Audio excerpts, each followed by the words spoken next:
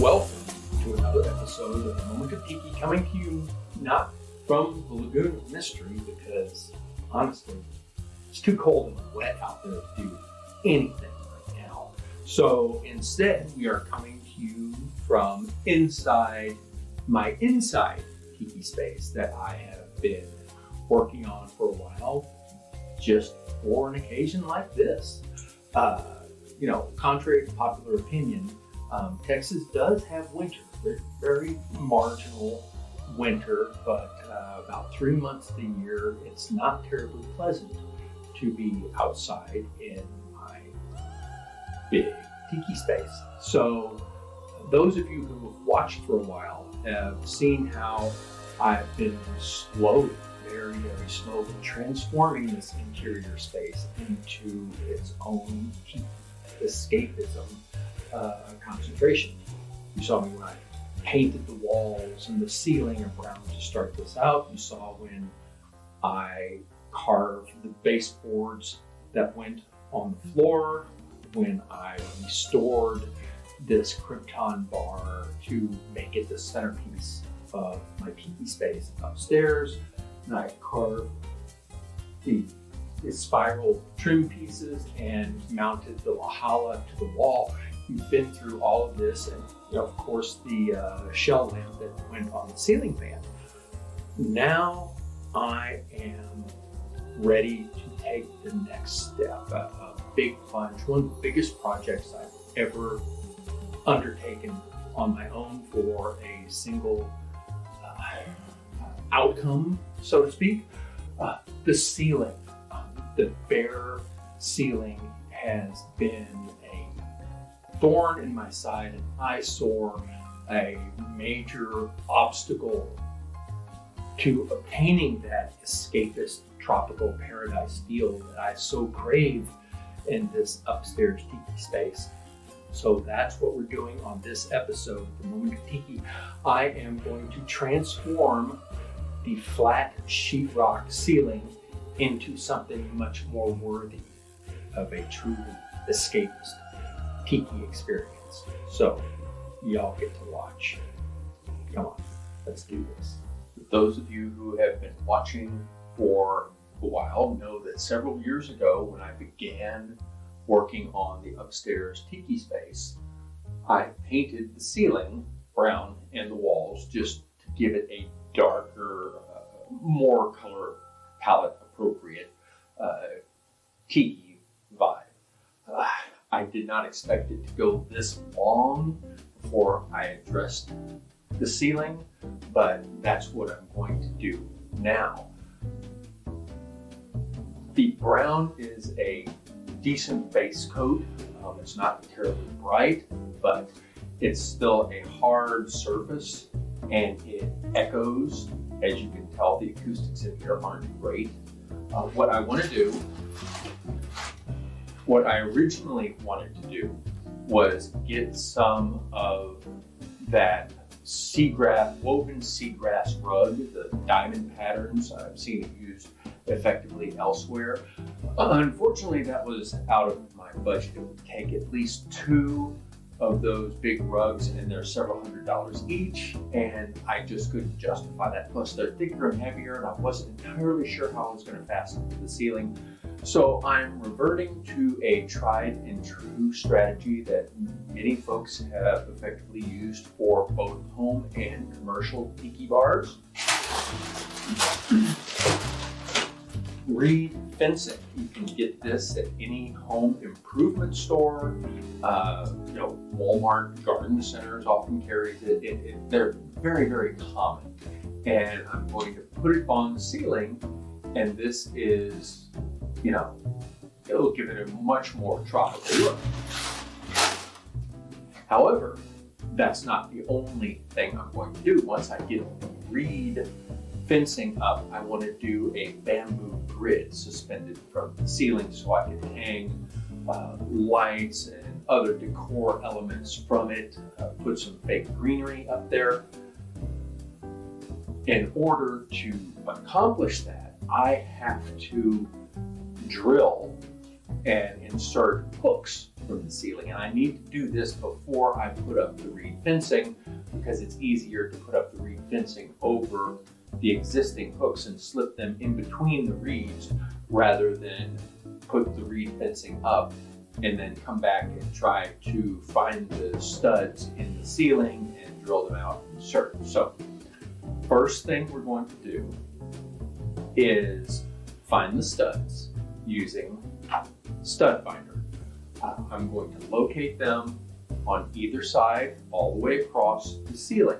Now, the space that I have to work with is 102 inches across. I've divided that by 7, so I will have 8 longitudinal bamboo culms suspended from the ceiling. Each bamboo longitudinal culm is going to be spaced 14 inches apart. This will, and some change, this will give me 7 lanes. So what I'm doing is using stud finder on the ceiling to locate the stud. Once I locate the stud, I'm going to mark the space with a piece of masking tape or glue tape, whatever's handy, it's only temporary. I'm measuring 8 inches from the end, marking that. Then I'm taking my drill, drilling my pilot hole, and finally inserting the hook that the bamboo is going to be suspended from. I'm going to do that on each end, down each row that the bamboo is going to be suspended from, and this will support the weight of the entire grid. There are 7 joists going across. The bamboo is not terribly heavy. Much of my lighting is already suspended from the ceiling, but I'm going to make sure that it is going to be able to hold securely any additional weight that I put on it. So let's get this knocked out, see how far we can get. It's pretty straightforward here. For each joist marked with masking tape, I drill a pilot hole, then screw in one of the nickel-plated hooks from which I am going to hang everything from. And now we come to the moment of truth. I have all of the lighting removed from the ceiling. I've got all of the hooks screwed into place and anchored. So the only thing now is to move on to the reed fencing. The fencing I have here is 6 feet tall, and when it is unrolled, it is 15 feet long, which should be more than enough to run the length of my tiki room here. It's not quite wide enough, so I have a second roll that I'm going to unroll on the other side. I've got my staple gun, and I've got some longer than standard staples, 9/16 inches, 14 millimeter wide. And fingers crossed, this is going to be enough to anchor this and hold the reed fencing in place against my ceiling. We shall see. Yeah, this was about as much fun as it looks. Sorry you can't see much here. I promise it gets a little more coherent and a little more visually stimulating here shortly. Okay, gang, after trial and error, mostly error on my part, I think I've come up with an effective process for installing this reed fencing. I'm using my big step ladder with the fold down utility shelf on there to hold the roll of fencing right in the middle so it's balanced. So I have an even rollout of it, and I have it so that when I pull it out, it rolls into the ladder rather than opposite, so it would roll off if it comes forward. So that seems to be working well. Fortunately, the reed fencing is, in all honesty, fairly simple to put up. It's very, very light individual reeds, or tiny, tiny weight. So just a few staples are necessary to hold it in place. I'm not using any particular width or rhythm. I'm just going by feel. Wherever there's a little sag, I hit it. I'm hitting the wires. I'm stapling the wires that bind the reeds together into the fence.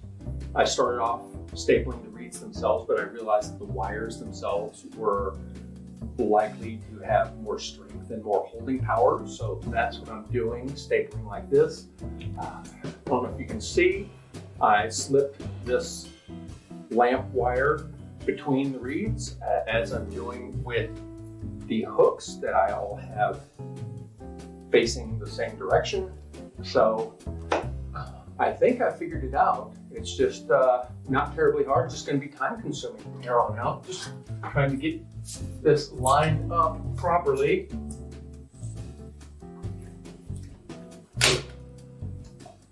Just hit it like that.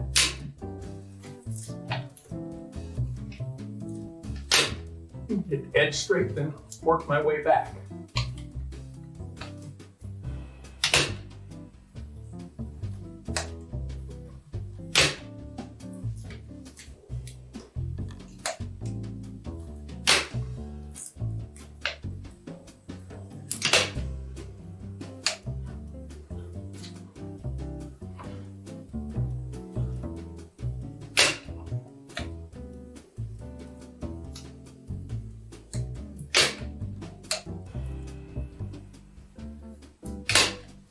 Alrighty, we are making good progress with the reed fencing, but we, and by we I mean me, have reached the ceiling pan.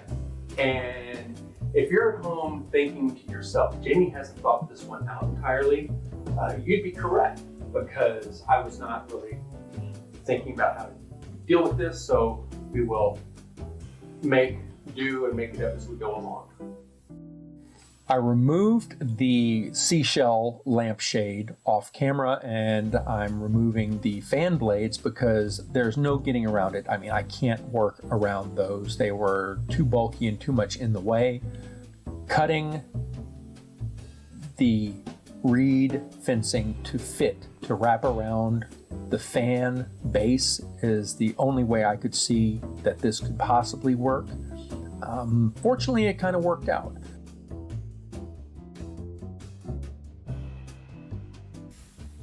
In the process of installing the reed fencing, I covered up my air vent in here, which is no bueno, but fortunately this reed is really simple, not very strong, and so just a plain little pair of scissors is sufficient to cut through it, which is what I'm going to do. Just cut through each of these to open up a space. For the wires, I'm going to use my tin snips, but even for the thicker pieces, little scissors are sufficient.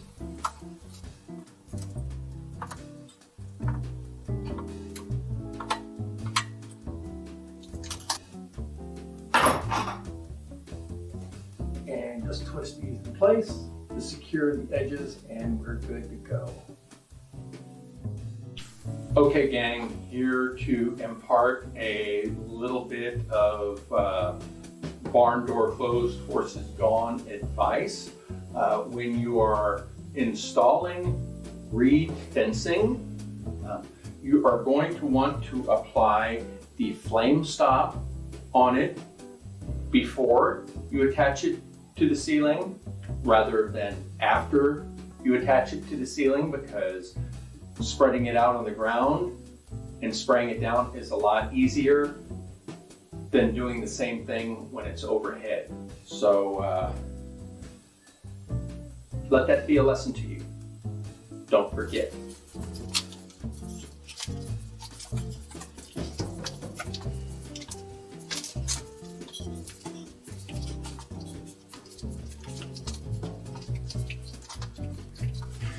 A quick recap for those of you who haven't seen my Lahala matting video. whenever you're installing a dry, flammable, natural fibrous substance such as lahala, backpack, or reed fencing, you're going to want to apply a flame retardant to it to prevent it from accidentally catching fire. Now, fire, this has been treated.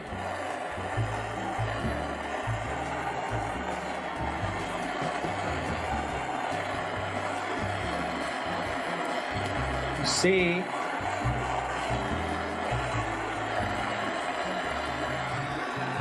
that it just smolders. It doesn't ignite.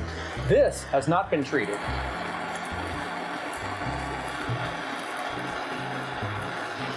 It catches fire very quickly. So now you see the necessity of having flame retardant on your reed fencing. The more you know. In a perfect world, I would have put up the reed fencing on the ceiling and finished that first before installing lighting, but it's not a perfect world, so I have to reverse engineer this. Fortunately, the lighting fixtures that I have, the G20 and C7 LED bulbs, along with their sockets and wires, fit neatly in between the reed.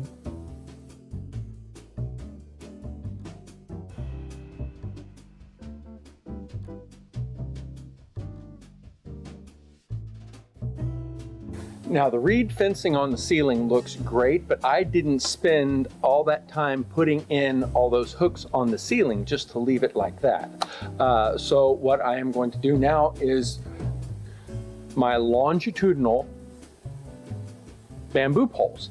Now, the space for the length of the room, I need poles that are 166 inches long. That is roughly 14 feet. And for those of you outside the US, that's 4 meters, give or take. If you're thinking that, my, that sounds like really, really long bamboo poles, you're correct. It is very long. In fact, all the bamboo that I cut and harvested myself, the longest I have are 8 foot. That's 2.5 meters. So I don't have anything that's long enough to deal with it. So what I'm going to have to do, I'm going to have to splice some of my shorter poles together. Now one way I'm doing that is taking shorter poles and punching through the joint, taking a wooden dowel, this is a 1/2-inch wooden dowel, and inserting it into that hole in the joint. Doing that with another.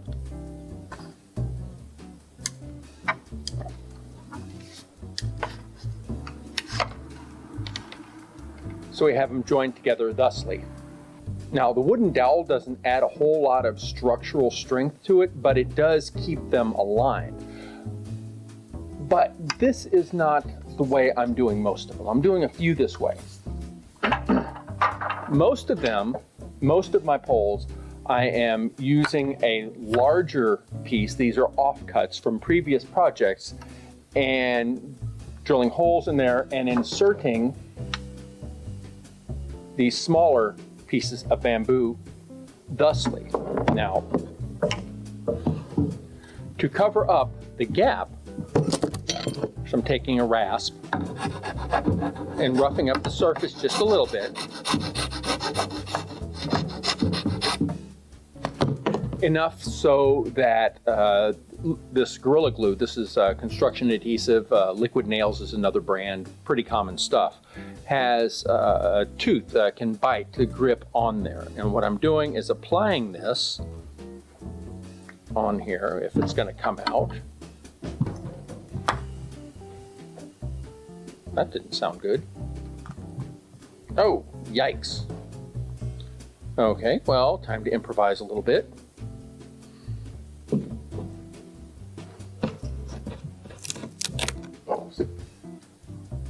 Going to spread some of this Liquid Nails Gorilla Glue here on there and move the rest of this off to the side for later. Now I have a about a 3-foot piece of rope. This is 1/4-inch sisal, nothing fancy. I'll place this right on here, and I'm going to wrap to cover up the joint.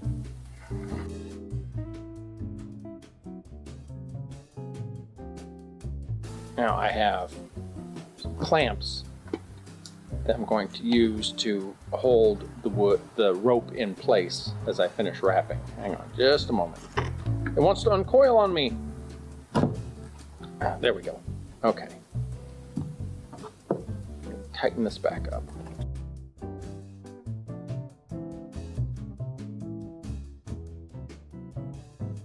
Okay, and some of that from earlier. Never waste your construction adhesive. And I'm gonna put it over the top of this glue, or this rope. I'm going to lash it back on here.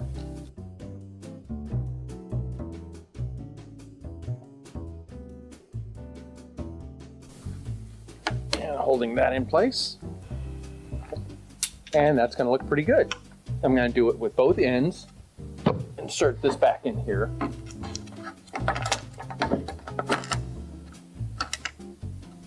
And once the construction adhesive cures and dries, we're going to start installing it in the tiki space. Now, I've got to do 7 more of these, so I need 8 total. So yeah, it's not terribly complicated, but it is time consuming. But I think it's going to look excellent once all is said and done. Thanks for tuning in. If you like what you see, please hit the like and subscribe buttons down below. If you really like what you've been seeing here at A Moment of Tiki, please leave a comment or maybe even share the video to your feeds. What this does is make it easier for others to find A Moment of Tiki. And if you do that, I will be grateful. Mahalo.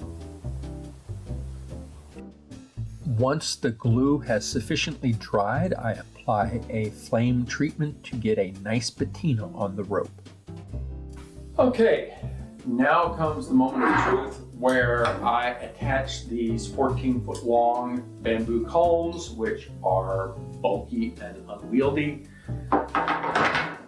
to the ceiling using tie wire. I have hooks every 14 inches or so they're going to be spaced out.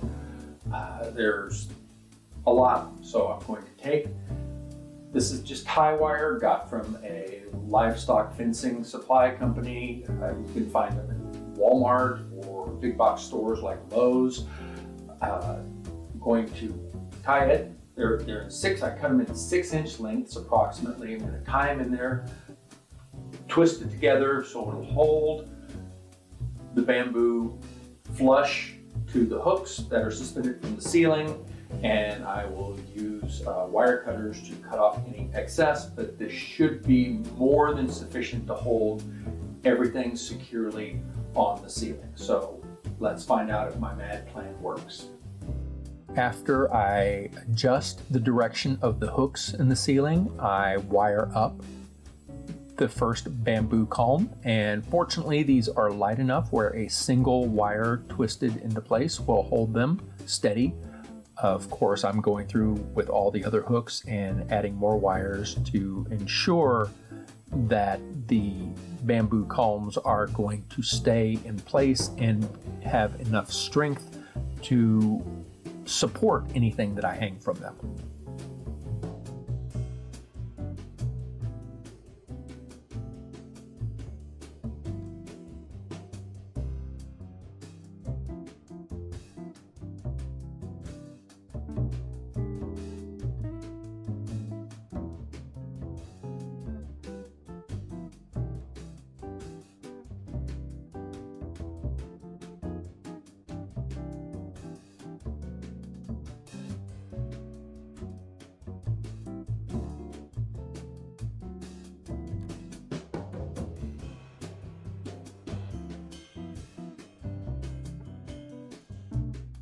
After the culms are wired into place, I take about 3 feet, which is a meter more or less, of sisal twine and wrap it around the culm where the wire holds it in place. I squeeze it tight, wrap it tightly, and then anchor it with a double square knot to disguise that wire.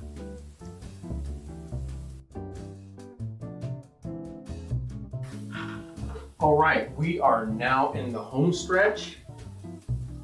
It's time to attach the latitudinal bamboo poles to form a grid lattice up here, as each side of the square that the grid's going to make is 14.5 inches across, matching the distance between these poles. I've marked the center spot on the lamp and marked on either side of it 7.25 inches on both sides, so I can get this lined up and squared and it's not a rhomboidal shape or anything like that. I don't want any trapezoids in my grid. So, placing this right here and pulling in a wire, this, and we're going to twist to hold it in place.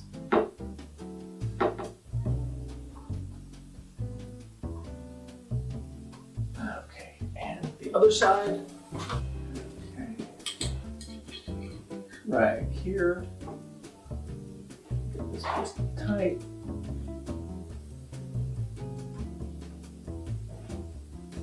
And great, it's lined up square.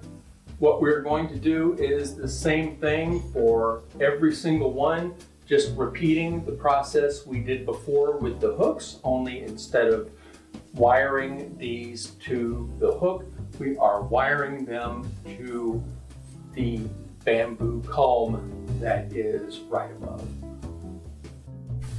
Okay, so it is looking good. I'm happy with the aesthetics of it, but I'm not gonna lie to y'all folks. This is not a project you can just knock out in a day or maybe two. This is a more tedious undertaking.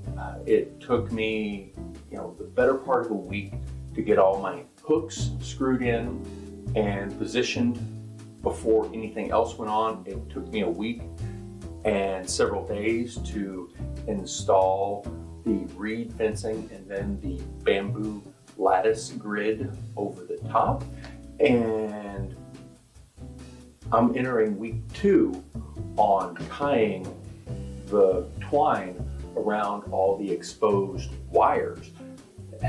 It's not because this is so complicated or difficult.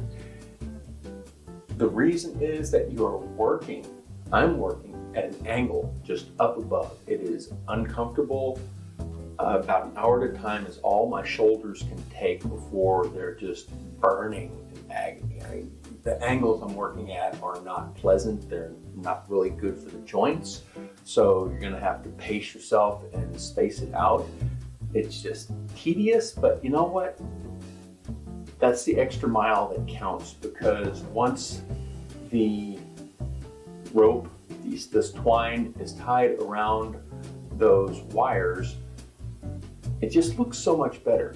And here's a tip: you don't have to get the wires completely covered with this. If you just have enough around there, the eye is going to focus on that and overlook any little glimpse of metal that are peeking through there. So you don't have to obsess over being completely perfect and completely covering with the twine.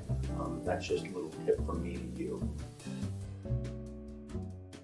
I'm using sisal twine again to disguise the wire holding the various bamboo culms together. It's a longer space, a larger space to cover up, so I'm using about 2 meters, 6 feet of twine, crisscrossing, wrapping back and forth before I'm tying it off, just like I did before.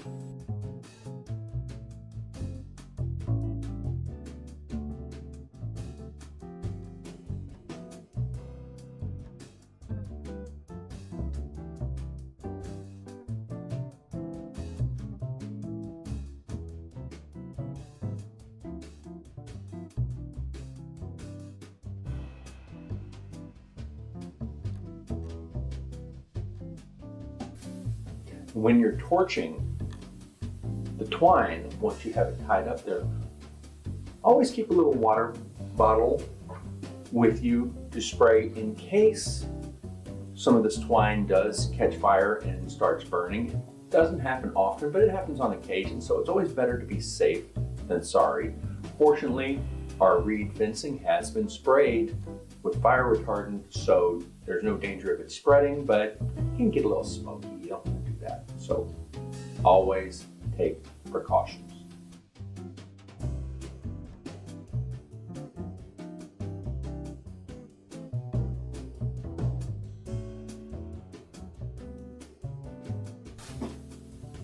And here we are at the other side of this massive undertaking. This is probably the single largest project that I have attempted, and I gotta say I'm just ecstatic with the way it turned out.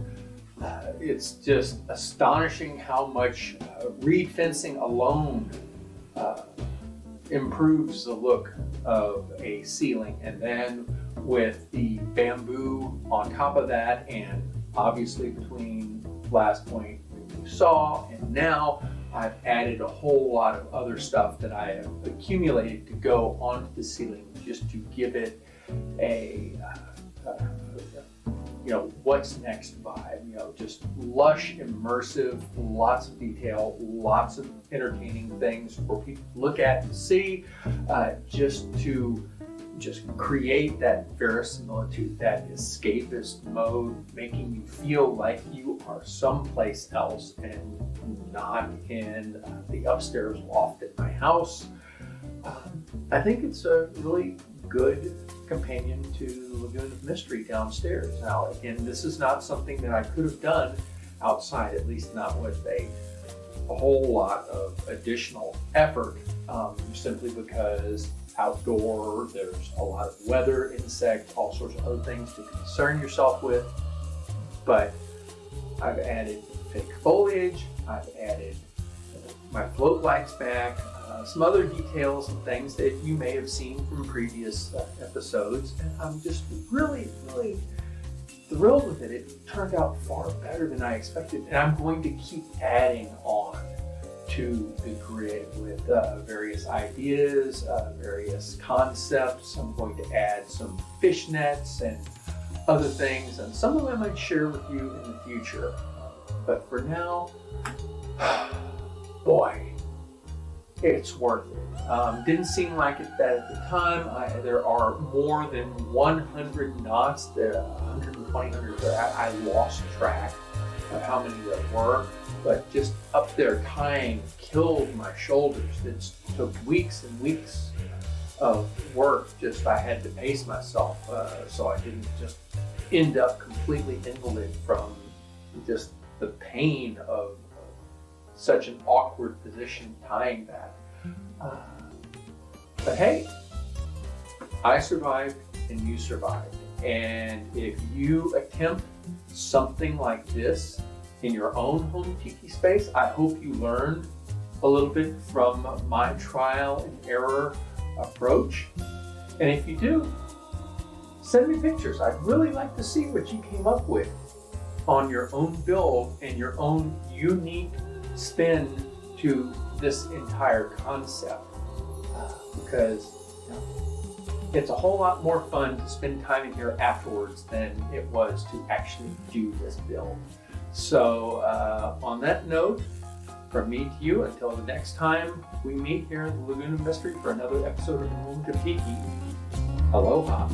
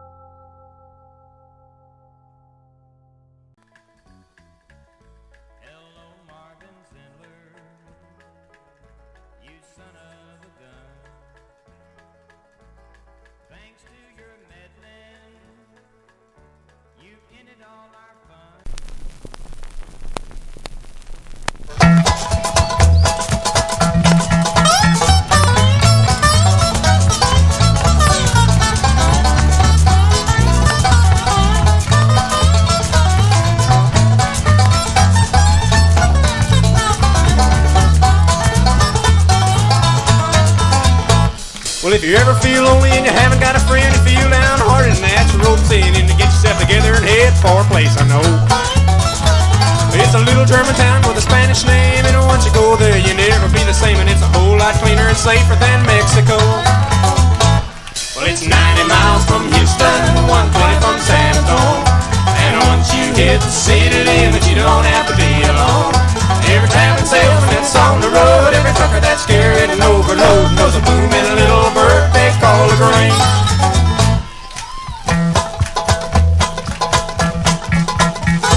If your ever loving woman won't treat you right, and your nights get longer and your pants get tight, then get yourself moving and get ready for a change.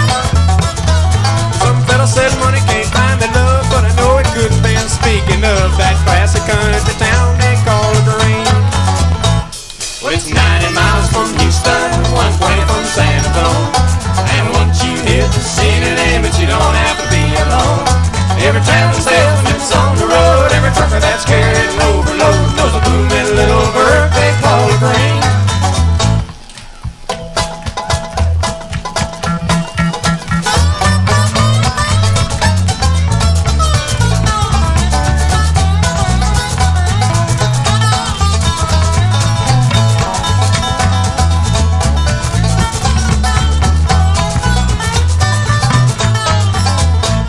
So if you got a little money and you feel uptight, go to LaGrange and they'll treat you right. Just stop at the filling station, give them half a chance. And they'll give you directions to a little retreat with the grade A government inspected meat, and they'll send you to the famous chicken ranch. Well, it's 90 miles from Houston, 120 from San Antonio, and once you hit the city limits, you don't have to be alone. Every traveling salesman that's on the road, every trucker that's scared and overload, knows a boom in a little bird they call a grain. Every traveling salesman that's on the road, every trucker that's scared and overload, knows a boom in a little bird they call a grain.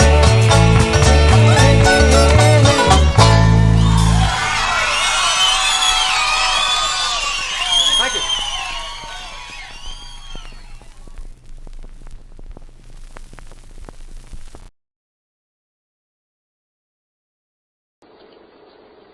Honey, that is a little country place out there that people's tried to make it into something that it wasn't. Just a little country horse, what it amounted to.